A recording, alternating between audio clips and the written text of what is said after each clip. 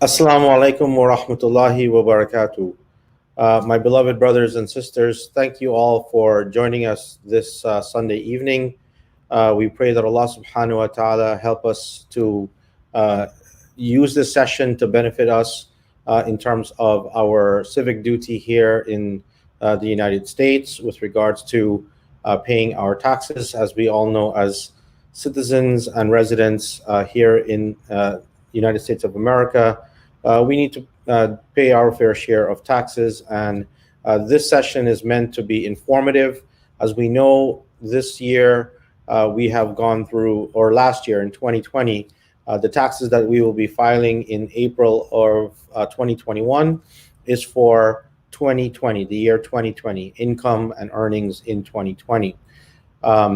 As we all know, with COVID-19, there has been a lot of changes and differences in terms of our financial situation. And so we think that this might be of benefit for us as we prepare and move forward for that, inshallah. As we get started, I just want to take a minute here. I'm going to share a presentation.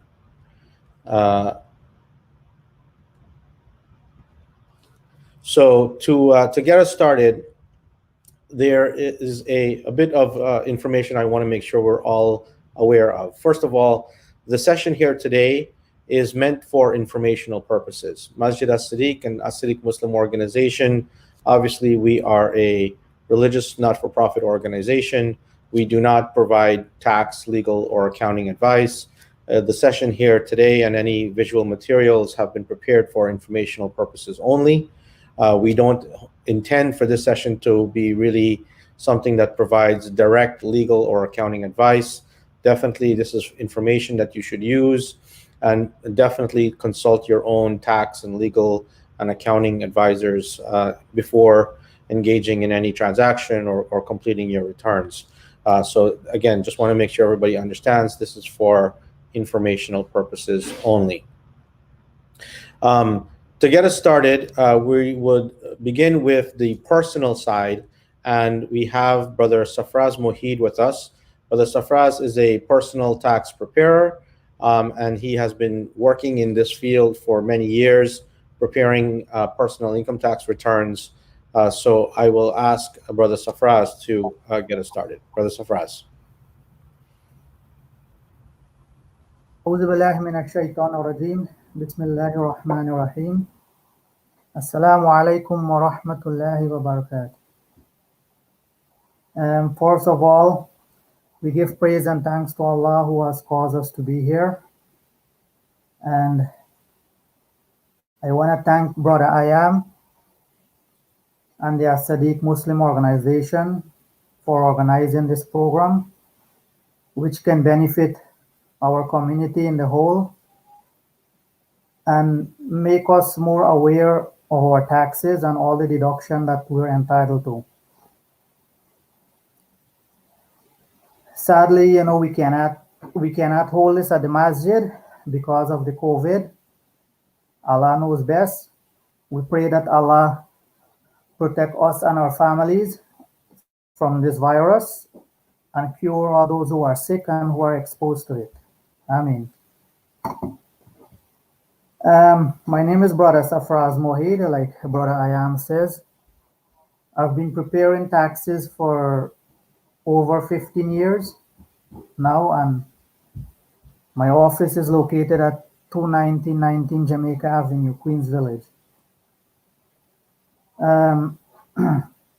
First of all, I'm gonna go through some very important information about filing your taxes and a few updates on the new tax rule and regulation and the new update that came out for tax year 2020 and 2021.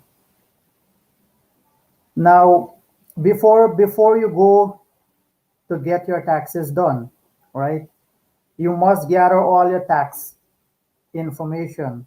Like, for example, your W-2, that's your wage and statement. For a self-employed individual, you must have your 1099. That's your miscellaneous income. Also, for homeowners, you must make sure you have your mortgage statement. If you have any stocks or bonds, you must get your interest from the bank and all those stuff. Now, be careful now for tax documents, everything that's related to your taxes. Be careful not to throw away any tax related document, even if they don't look very important. All for self-employed individual like the brothers them who drive the taxi, the cab, and individuals like subcontractors, their documents are very important to keep because the IRS they go up to 5 year back, which they check on your taxes, which they can audit you up to 5 year back. That's the law. The IRS, they can go, I'm going to mention this again. Over the years, I have seen this preparing taxes, with individual get their taxes done and they didn't keep their records. The IRS can go 5 year back and audit you. So it is very important that you keep those documents. Very important. You as the business owners. Can we move ahead to the next slide? Now, one thing I experience with my client and in general, now it's your withholding. I'm gonna touch on this a little bit. Because this here is an important part of our income and our wages. Now, before the starting of the new year, your employer, they're gonna give you a form, a W-4 form, withholding form to fill out for employee, right? That form is for them to have your status, if you're single, if you're married, if you're divorced, and it's for them to take out the right amount of withholding for you on your W-2. Now, a lot of people have usually get confused when it comes to that. If you're a single person or if you're married, right? It doesn't mean on your withholding you have to put married. You can leave it at single and one, single and zero. That's the highest tax bracket, and that's the best way to have your withholding. Single and one. Now, if you're married, when you go to prepare your taxes to get your taxes done, that is when you file married filing jointly, claiming your dependent. Now, your withholding has nothing to do with your taxes. It's for your employer to take out the right amount of taxes from your wages. I'm going to go over that again. People seems to get a lot of my clients that I dealt with, they get confused over this, right? They said, but I'm married, I have to put married on my W-4. That's not compulsory for you to do that. If you're married, you can have single. It goes with your withholding percentage. Now, a single rate is the highest tax withholding rate at your job. Now, I'm gonna use random numbers as a figure, so we can have a better idea of our tax withholding. Now, let us say as an individual, as an employee, you work for your company and you're taking home bi-weekly every 2 weeks. You're taking home $2,000 every 2 weeks. Now, and you have your withholding as single, single and zero. Single mean you, zero mean no dependent. One mean a dependent, two mean two dependent, which you don't want. Now, let us say you're taking home $2,000 a week. I mean bi-weekly, sorry. And the taxes when your employer take the taxes out, you're taking home like let us say 1750 at a single rate, single and zero. You're taking home $1,750 every bi-weekly. And we have another individual with the same figures I'm gonna explain to you. They're also working $2,000 bi-weekly, and they have married at their job. Now, with the taxes on the withholding, the payroll, they're gonna take out less taxes from their wages, from their paycheck. Reason why? Because married is two-person, and you're gonna get more money to take home in your paycheck. I'm gonna go over that again. When you're married, you're gonna get, and you put married at your job, your payroll, they will be taking out less taxes from your earnings.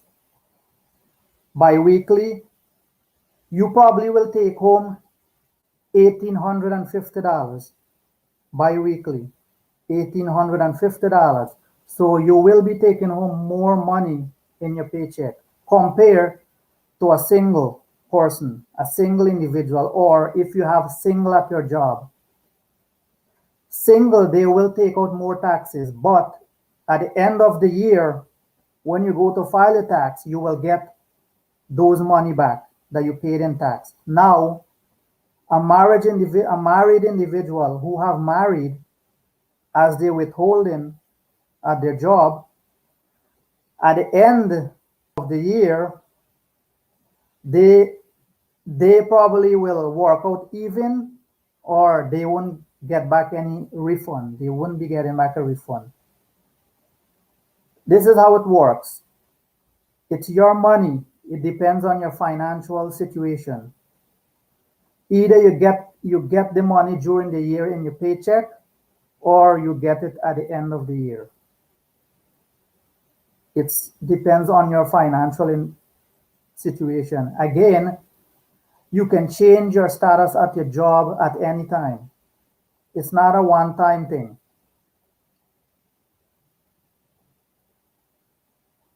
Okay, now you have to make sure your employer have your correct withholding at your job, because that's a big issue with individual when they come to do their taxes, so that is something you have to have the basic knowledge about.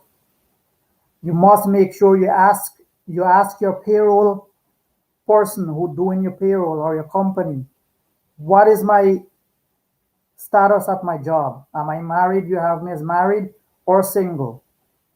The difference is, married, you're going to take home more money.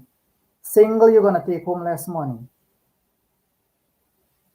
That's the difference with the two. Okay, next slide, please.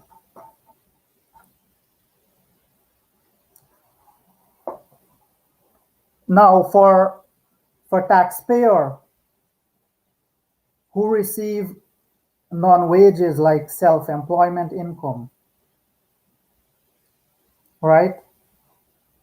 This here is a very important situation. For let us say that you have someone working at a job, like, you have two categories of self-employment income. You have someone, like, if they're doing home health aid, right? And they get paid by check. The agency pays them by check. And at the end of the year, they're gonna be getting a 1099, or if they don't get a 1099, that money that they work, that check that they get paid is fully taxable. They have to pay tax on that full amount of money. There usually be a lot of issue with individual that and misunderstanding that they have been getting. You know, unlike a self-employed person like a subcontractor or a contractor, they have expense to claim on that income, right? And their liability to the IRS gonna be less because of their expense that they have that they can claim on the self-employment income as a subcontractor or a small business owner. They all have expenses, overhead expense, compared to someone who work as a who getting paid by check and they don't get a 1099 now.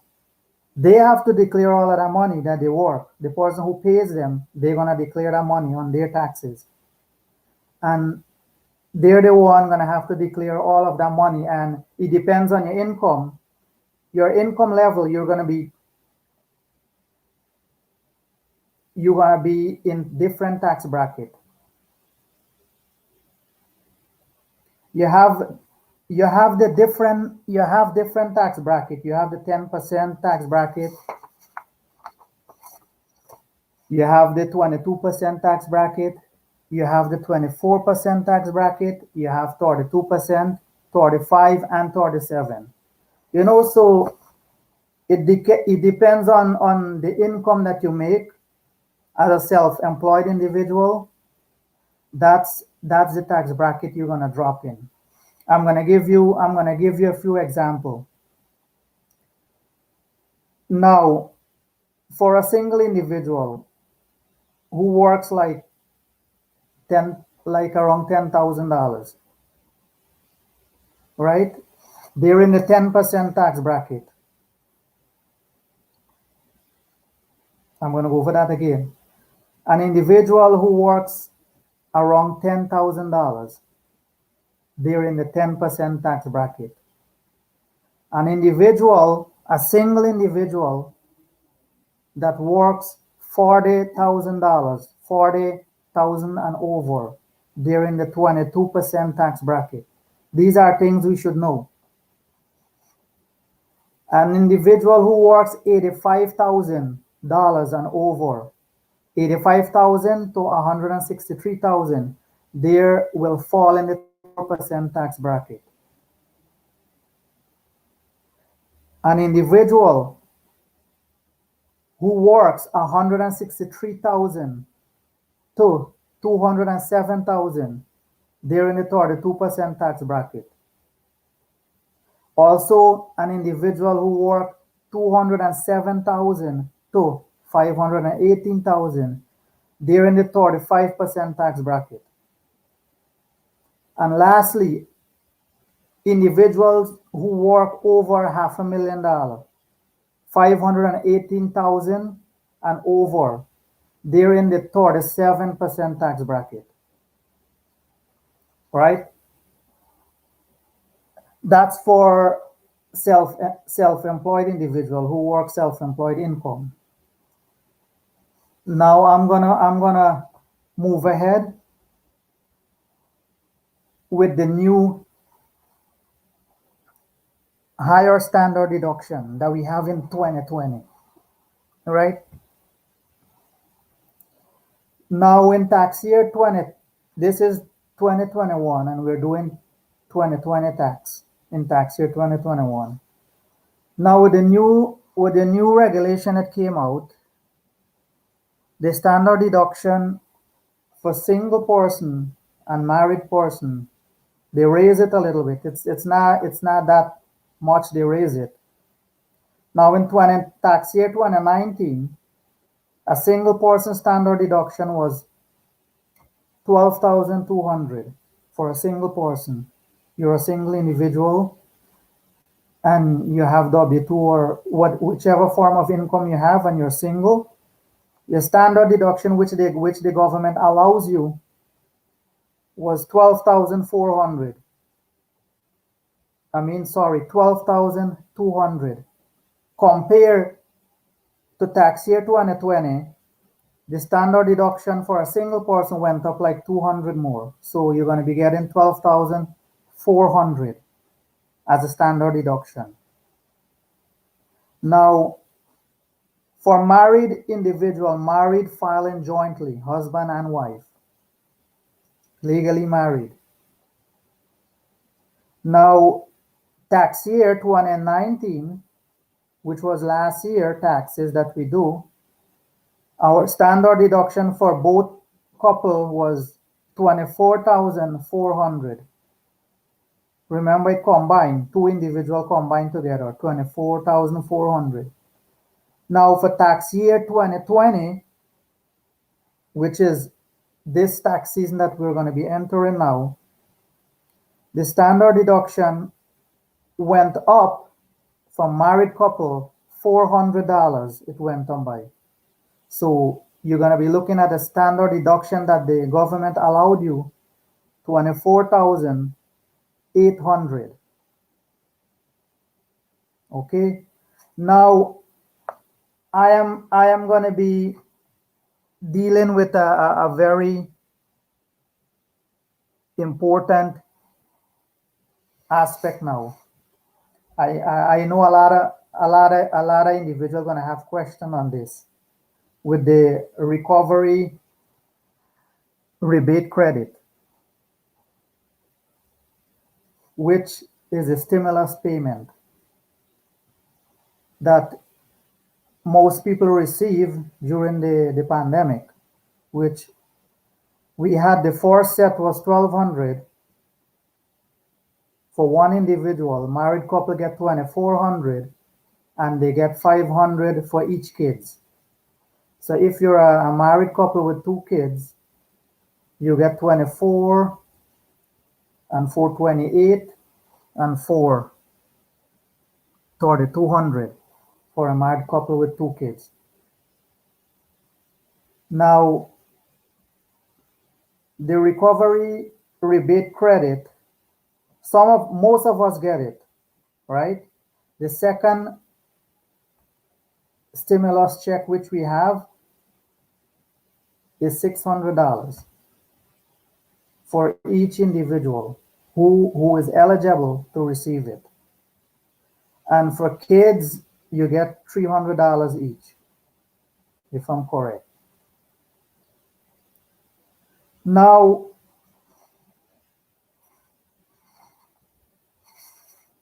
I've been getting a lot of phone calls regarding that at my office from my client.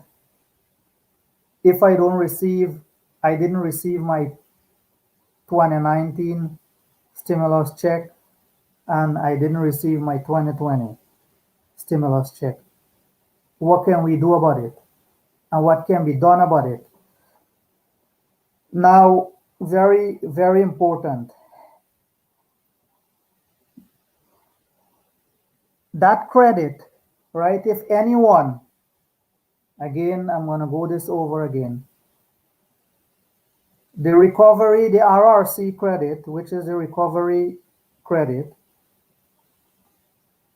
the recovery rebate credit, when you come to do your taxes, when you go to do your taxes, right? Your tax preparer, you have to tell them. They wouldn't know it. They wouldn't know if you get that stimulus money or not. If you didn't receive it, you have to tell them. And that's a non-refundable credit, which you're going to be getting, right? That credit, you will get it as a refund on top of whatever you're supposed to get back. The IRS gonna give you that credit when you file your taxes for those individuals who have not received their stimulus payment check. If you didn't have for the previous year, for 2019 and 2020, you have to let your person who prepare your taxes know that. They have to do a form for you to claim those credit, and you will get it. And very important, those who receive those payments already, you don't have to declare that on your taxes. That's not an income to go on your taxes. So I'm going to go over that again. Very important. I know a lot of people are going to have questions on this. The stimulus check that we get 2019, those who have it in 2019 and 2020, you don't have to pay any taxes on that money. It's not included. It's not going to be included on your tax return. Now, for those who doesn't receive it, who has not received that money, the stimulus check for tax year 2019 and this coming tax year, coming 2020 that we're in, if you don't receive it, you have to tell your preparer that you didn't get that credit. And there is a form they have to do with your taxes. And the IRS will give you your money that you didn't get. I think I was clear on that part there. And can we move on to the next slide?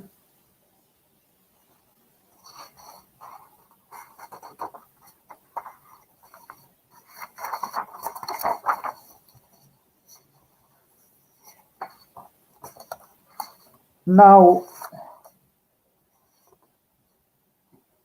I want to touch a little bit on business deductions. Deduction for businesses.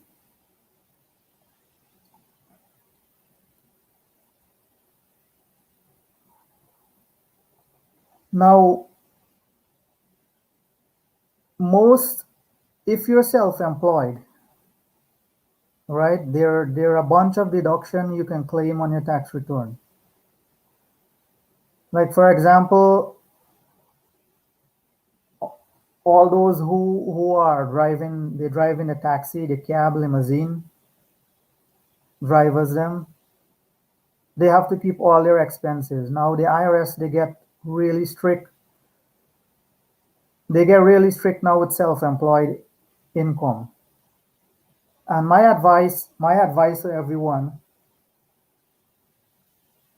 everything that you do, that you purchase for the business, like the brothers them who do the taxi, the cab, the yellow cab, private taxi or whatever they drive, make sure you keep all your receipts for everything that you do. Gas receipt, if you lease in the car, make sure you keep your car payment, your receipt. You spend money on meals, car wash, tolls, maintenance. If you pay garage, if your car is parked in a garage and you pay rent for it, make sure you keep. It's an example I'm giving you of the expenses that you should keep, because the IRS get very strict now. They, like I mentioned earlier, I see a lot of individual get audit because of those things. They didn't keep their receipts, and like I mentioned earlier, again, the IRS can go 5 years back. 5 years back, they can go back and audit you. Up to 5-year taxes they can audit you on. So your record keeping for your business is very important. As a tax preparer, they should give you that advice. I sit down with my client and make sure they understand everything about the taxes. I have dealt with client that they told me, what, my tax preparer or my tax guy never say this to me, but I do things, our office do things differently. We make sure our client understand everything about their taxes, all the deduction that they're entitled to and all the credit that they can get. Your tax, it's a very important thing. It's your annual income that you work, you work all year for, and there everything about taxes is about deductions. The more deduction you get on that you're entitled to on your taxes, it's going to be better for you as an individual or a business owner.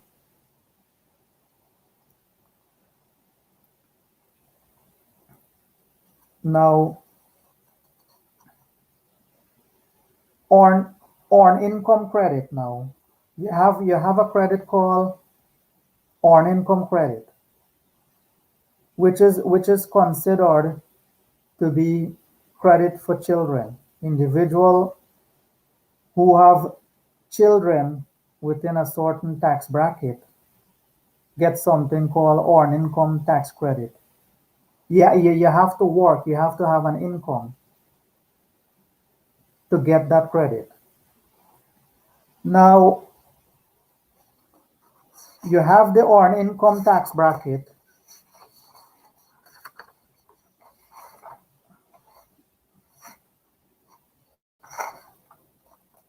for an individual who have kids, who have children, who is claiming children. And one thing you gotta be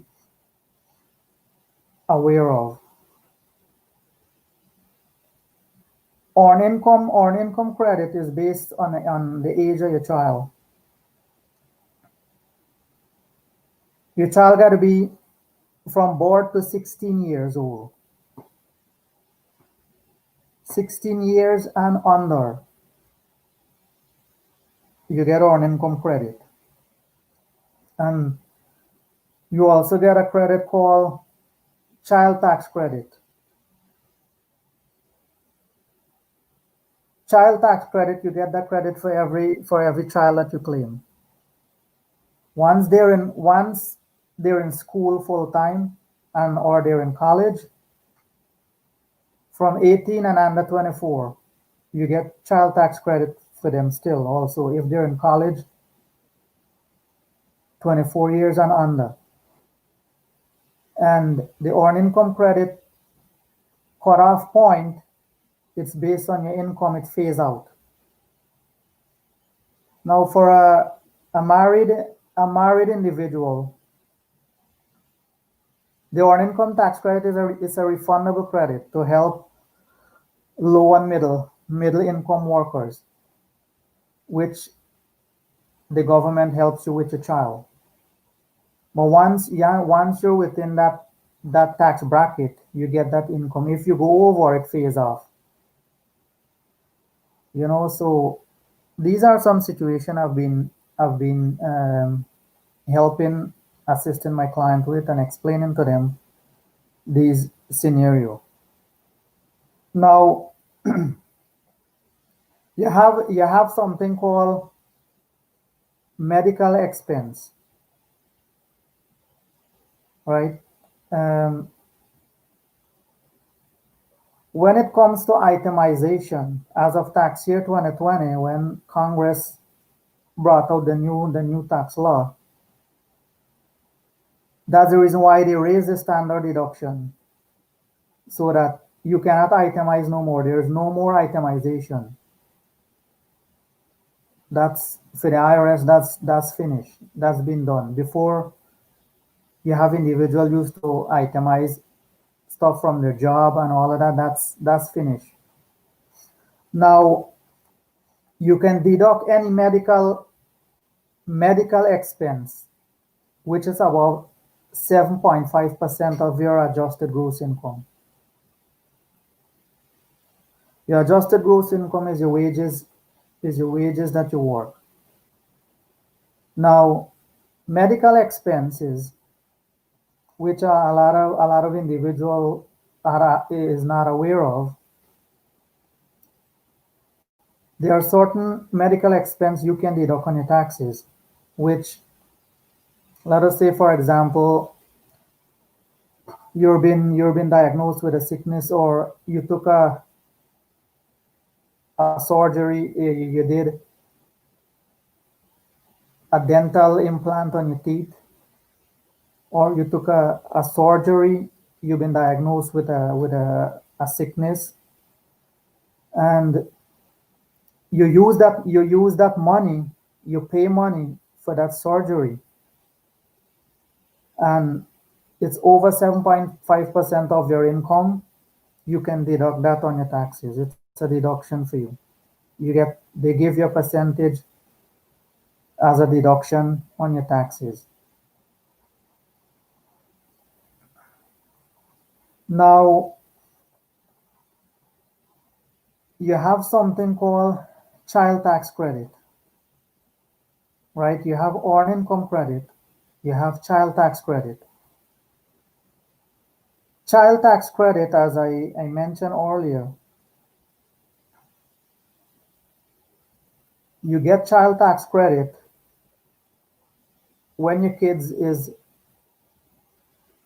up 24 and under, and 16, 16 years and below, from birth to 16, you get something called child tax credit, right? Once a child is 16 year and under, if you qualified, you're within the tax bracket, you get $1,000 for each additional child that you're qualified for. 16 year and under, and you're within the tax bracket, you get something called child tax credit. Now, you have another credit called the college or the tuition credit, which a lot of parents, some of them know about it, and some of them lose out on that credit, because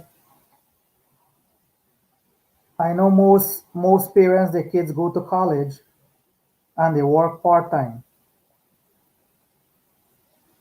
Now, as a parent, your child go into college and they work part-time, they follow friend and they file their taxes. Now, you as a parent, you lose out on that credit for your child. Now, if your child is in college, they're doing a 4 year college, a master, 4 years or 2 year. It's a refund. It's a qualified credit you can get for them up to $2,000 for the tuition credit.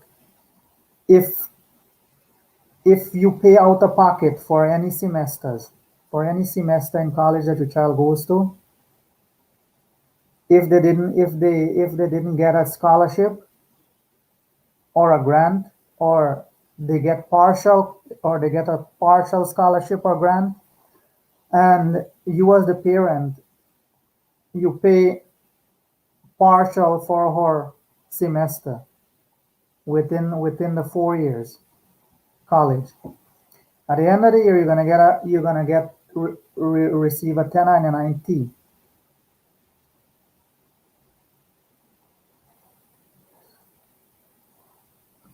Now, if we have any questions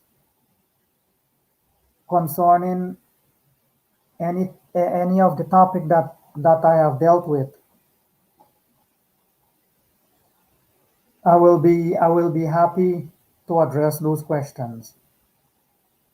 I hope my session was very influential to everyone, and they learn a lot about the taxes on it, and I will be happy to accommodate any question or concern that you have and answer it to the best of my knowledge.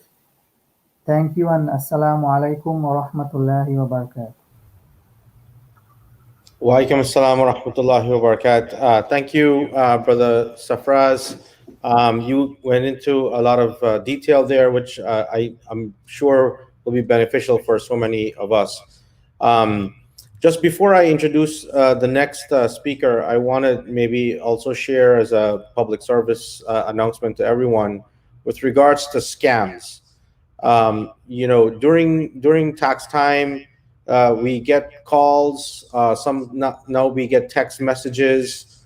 We get some emails as well sometimes from people claiming to be the IRS. It's important for us to understand that if the IRS is going to contact you, they will do so by your regular mail. They don't call you, they don't email you. So none of these people that are calling or emailing or texting you saying that they're from the IRS is actually from the IRS. They will only communicate with you by mail. And then, if in that correspondence, after you receive the correspondence from them, you provide them with a phone call or you talk to them, then they might contact you by phone. But nobody from the IRS is going to just reach out to you or call you on the phone. So it's important for you, everyone, to understand these kinds of scams and fraud that might be going on, because they're trying to get you to give them information so they can file a return for you, claim a false return, claim your refund and your rebate, and have it mailed into their accounts. So please make sure you are wary of this, because it could then put you in trouble with the IRS and causes other problems. Make sure you don't respond to anything like that. If the IRS is going to contact you, they will do so by the mail. Okay, I'm going to now hand you over to Brother Asnad Rahman. Brother Asnad is a business tax professional. I'll ask him to maybe just introduce himself before he goes into his presentation. And again, you can submit any questions you have for either Brother Safraz or Brother Asnad, either in the comments on Facebook or on YouTube. Just type it in the comments, or by going to the website go.as-siddiq.org/webinar. Brother Asnad. Jazakallah, Brother Ayam. Jazakallah, Brother Safraz. Thank you. Assalamu alaikum rahmatullahi wa barakatuh. Bismillahir Rahmanir Rahim. I just wanted to start by saying thanks to the As-Siddiq Muslim Organization for organizing this. And I hope that everyone in our community who has been going through some hardships, that Allah grants them ease and grants them patience. And for those of us who have not been economically impacted greatly by COVID-19, that Allah continues to bless you. Just a bit of background for myself. I work for a multinational corporation, and I have experience preparing and advising multinational corporations on various aspects of their tax function. But I do keep abreast of some of the impacts to small businesses. And today I just wanted to go over briefly what some of the 2020 impacts were for small business owners. I'm not sure how much of us are on the call have small businesses, but we might be an employee of a small business, or you might know someone who has a small business, but hopefully this information will be beneficial to you, or you can relay it to others. As we said, this is informational, and just to give you some background of what has happened in 2020, there was a lot going on. So I'm hoping to convey some of that to you. So starting in 2020, as we all know, in March is when we had, COVID take up, a lot of the attention of the country. And there was a lot of things going on with small business owners and employees and the shutdowns. And the government responded with lots of provisions to help small business owners. Many of you have heard on the news the impacts of small businesses being shut down and what they could do to stay open. So I just touch on a few things that happened in 2020 with respect to tax. So in March of 2020, there were multiple provisions that was signed into law by the President and Congress. The most notable of that provision was something called the CARES Act, the Coronavirus Aid, Relief, and Economic Stability Act. This was the act that, some of you saw the headline of $2 trillion.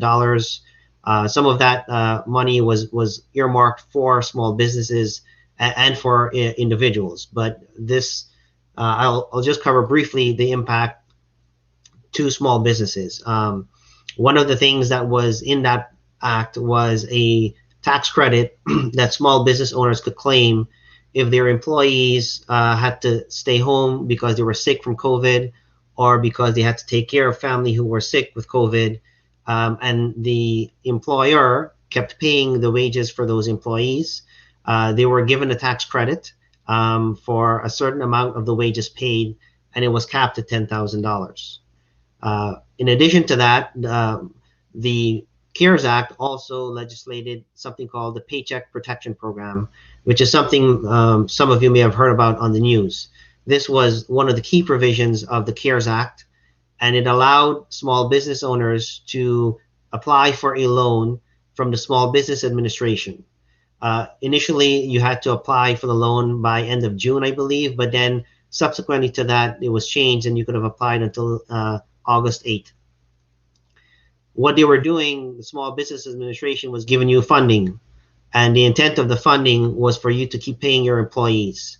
And initially, that you had to have qualified expenses, not only for employees, but you could have used the funding that they gave you to pay rent, to pay interest, or other business expenses that you may have had. So one benefit from the PPP program was the funding that you got. The other benefit was that if you use this funding to cover these expenses, the government said you didn't have to recognize that as income. Normally, when they give you money, you would have to recognize it as income. If you paid for these qualified expenses with the loan, not only was the loan forgiven, but you didn't have to report it as income. Then on top of that, the government also said that if you continue paying these expenses for employees, for rent, for interest and taxes and other things that you needed to keep your business afloat, you would still be able to claim a business deduction for these expenses. And initially they had said these expenses needed to be paid over a course of 8 weeks. But then they had subsequently came back and amended the PPP program and allowed you to have expenses that are qualified over 24 weeks. On top of that, they had initially said that 75% of the expenses had to be for payroll. They had then dropped that to 60% of payroll. So that means 40% of the loan could be used for other types of expenses that you needed to keep your business afloat. So that was one of the landmark provisions of the CARES Act. Next slide, please. In addition to that, the CARES Act also allowed small business owners to delay the portion of payroll taxes that they normally pay.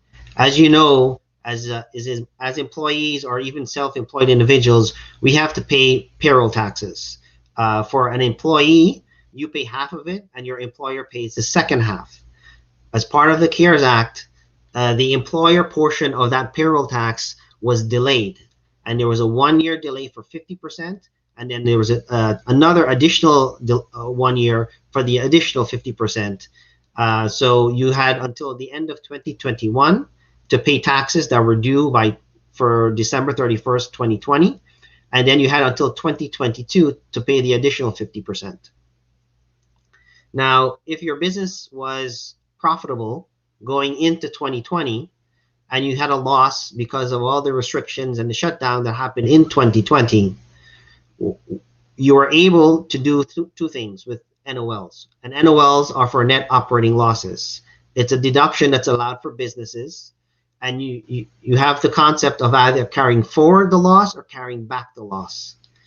So when they had tax reform in 2017, they made restrictions on how much carry forward you could go into the future. Initially, they had said that if you had an NOL, if you had a loss in 2020, and you wanted to carry it forward, you could only use that loss to offset 80% of your income in the future. As a result of the CARES Act, they said, you know what, if you're having a loss in 2020, I can carry forward that and I can offset 100% of my income in the future. So that was another benefit in the CARES Act. That was for net operating loss carry forwards. you're also allowed to carry back net operating losses. So if your business had a loss, let's say in 18, 19, and in 20, and this is something that you should pay attention to, because in 2017, they changed the tax rate for businesses. They changed it from 35% to 21%. If your business had a loss in 18, 19, or 20, and you wanted to carry back the loss to years prior to 2018, when the tax rate was higher, you get a bigger benefit because you're able to offset income that you pay tax on at 35%, although you incurred the loss after the tax rate changed. So this was something they also implemented in the CARES Act to help small business owners who were suffering losses in 2020. One other highlight for the CARES Act was interest deductions was capped at 30% of EBITDA, which was a different type of metric used. In addition, instead of capping the interest deductions at 30%, they eased those restrictions, and they increased the amount that you could deduct up to 50%. So the easing of the interest deductions was also a benefit for small business owners in the CARES Act. And as Brother Safraz mentioned, the CARES Act implemented this the stimulus payments to individuals. In addition to that, late in 2020, the government also issued the Consolidations Appropriations Act of 2021. That was the other part of the stimulus bill where individuals got another $600, as Brother Safraz mentioned. But for small business owners, that act didn't give you much. The only additional benefit that was allowed in 2020 as part of that act was that they were able to give you a deduction for restaurant meals. Although most people were not going to a restaurant, but it was a way to encourage people to go out and start supporting these restaurants that were closing down and give them business. And by doing that, you were able to get a deduction at 100%. Previous to this bill, you were only allowed to deduct the meals up to 50%. So that was one of the last things that the administration did at the end of 2020 to help small business owners. There's a lot, as everyone knows, the old administration is going and there's a new administration coming in. So there's a lot of rush to finalize rules and regulations ahead of the tax season coming in 2021. There's been a delay, we've heard, of the tax filing season until starting in February rather than, I believe, in January. So that is something that they've already come out with. But then also I wanted to mention the new administration coming in. If you could advance the slide, please. President-elect Biden last week has come out with some proposals to do another stimulus plan. And some of the tax focus of this stimulus is to extend the unemployment until September of 2021. And I think he's also planning to increase the unemployment benefits to 400, the federal unemployment benefits. There's also a proposal for a minimum wage increase, standardizing that at $15 an hour. And you would like to expand the child tax credit. So for children that are under 17 years of age, the credit will increase to $3,000. I believe currently it's at $2,000. And for children under 6, that credit would go up to $3,600. Longer term, President-elect Biden is also looking to increase the corporate tax rate from 21% to somewhere between 25 and 28%. He's also looking to do some other changes to multinational corporations, but you know, I don't think that we need to address that here. But these are some of the things that the new administration is thinking of in order to jumpstart the economy, and using tax as a way of doing that for individuals and businesses. So with that, I just wanted to, hopefully that was a bit of information for you who have small business owners or who are employees of small businesses, to help them understand some of the important things that went through in 2020, and just to keep an eye out for things that are to come in 2021. Thank you, Brother Asnad. Appreciate that that summary there for small businesses. And for those of you who may be thinking, you know, am I a small business or not? there are many of us that have small businesses in terms of restaurants and other businesses that we have in the community. So definitely paying attention to some of these changes. Again, just want to remind everyone that the last slide, the information that Brother Asnad covered there, are proposals. These are not final rules. These are proposals for what the new administration is thinking about changing.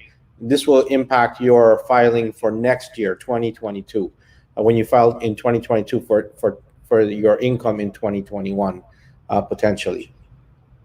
Okay, as we are waiting for questions, any final questions to come in, I want to take a minute to just share with you important information. Obviously, Masjid As-Siddiq would like to help you prepare your taxes. You heard from Brother Safraz that he is a tax preparer. He has rates for preparing taxes as low as $50. When you go and see Brother Safraz to prepare your tax, please make sure you mention Masjid As-Siddiq, and you heard about it here. And 25% of whatever you pay him, alhamdulillah, he will donate to the masjid for the ongoing operation of the masjid as part of our public service and service to the community.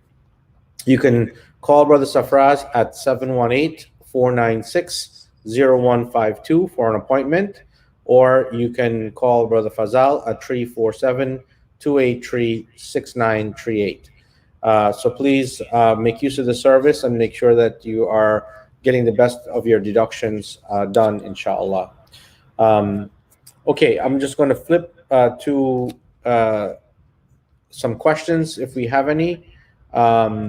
And while I do that, we have one question that's come in. And maybe I can ask Asnad and Safraz to maybe comment on this. I know we covered a few things in terms of tax law changes.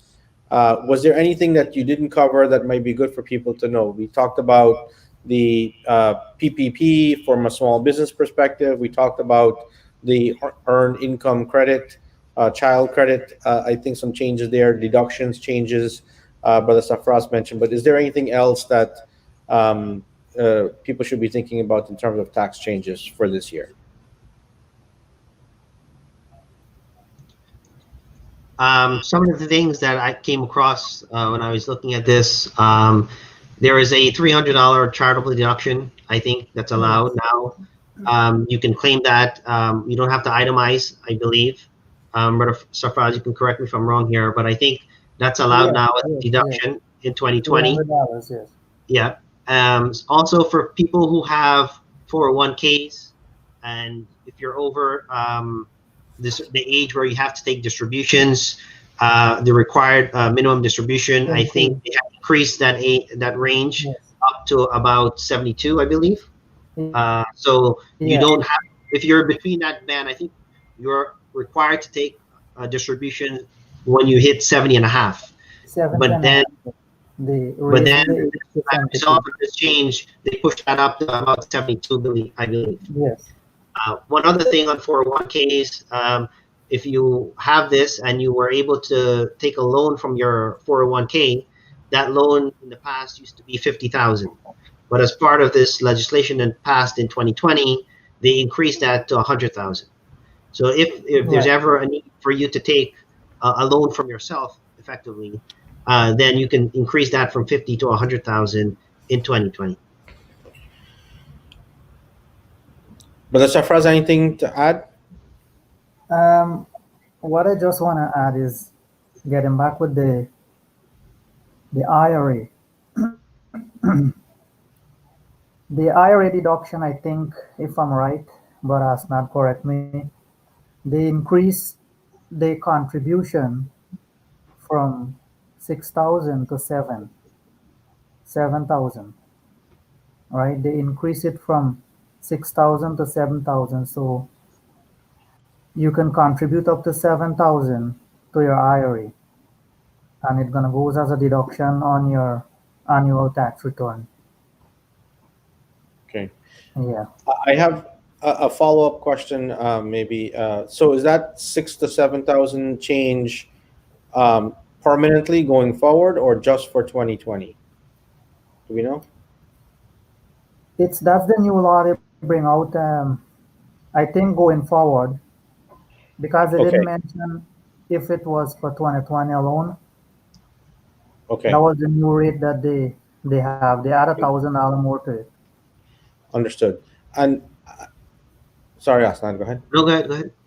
I was also going to ask about the required minimum distribution. So for our seniors that may have worked and put money in a 401k or an IRA, can you add any clarification on the 72, raising the age to 72? Is that permanent or is that just for 2020? And then also whether or not anyone, let's say you're 71 right now, so you started paying the required minimum distribution or RMDs, you started paying that already, would there be a change for you in that? Whether Safraz or Hassan, any one of you knows the answer. Um, so far, there was no changes on that for the RMD, the required minimum distribution. Like Brother Asnad say, they increased the age limit from 70 and a half to 72, right? They didn't put a timing on it, like if they're gonna extend it or if it's just for this year. That's the new law that came out, right? They didn't put a time on until when they're gonna have it. But with the new changes, I think that's what it is, right? But Asnad, I think. Yeah, I have to double check on that. I'm not sure if it's a temporary change or if it's a permanent change. Okay, thank you. One other thing that I wanted to mention also that came to mind with people working from home in COVID-19. If you are a self-employed individual or a small business owner, you can get a home office deduction. If Deduction, you're an yes. employee, you cannot. Because many people will think that I'm working from home, I can start, deducting my personal expenses, my tax return. But Brother Safran, I don't think that's allowed for employees. Right, yes. For business owner, you have up to 300 square feet you can deduct. So that would apply for a small business owner or somebody who is self-employed, right? So Working from home. if you are a taxi driver or somebody who is self-employed, maybe you're doing freelance work, right? Like landscaping or something else where you're self-employed and you're using part of your home for your office, you can claim those things as a exemption or get a credit for that. Is that right? The deduction, but it have to be a everyday purpose use, right? Right. Where you use the part for everyday use for your business, right? Like Brother Asnad mentioned, it's not for employees who working from home for their employer. It's for business owners only, and you have to be working from home. It must be an office space which you're working from home every day actually. Right, but Yeah, Asnad, I think. yeah. That's also, I just want to point out, that's at the federal level. But, at the state level, you might be able to claim some of that deduction. I believe some of the states, when COVID happened, they came out with some rules in terms of what you can claim working from home. I'm not sure. I think New York State was one of them who came out with some rules, and maybe there might be a chance that you might be able to deduct something at the state level, but at the Yes, federal level, you can itemize on your state.